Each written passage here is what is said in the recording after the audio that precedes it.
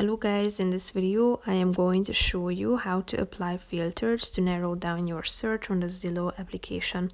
But first I just want to mention, don't forget to subscribe to my channel because at 10,000 subscribers I am going to show you my whole YouTube revenue statistics and growth strategy, how to make money online. Now let's jump into it. First of all, open the app on your phone.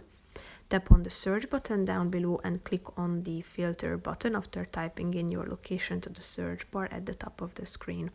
So click on filter and you can select from three options at the top: for sale, for rent, or recently sold.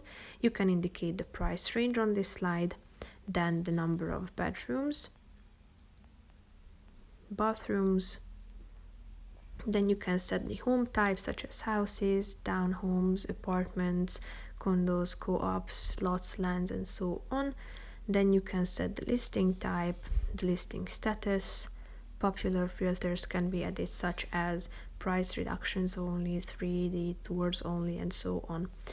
You can indicate the max age OA and parking spots, square feet, lot size, year built, and so on. So when you are done with adding all of these preferences, click on the see results button down below and you will be able to see all of the available properties according to your set preferences.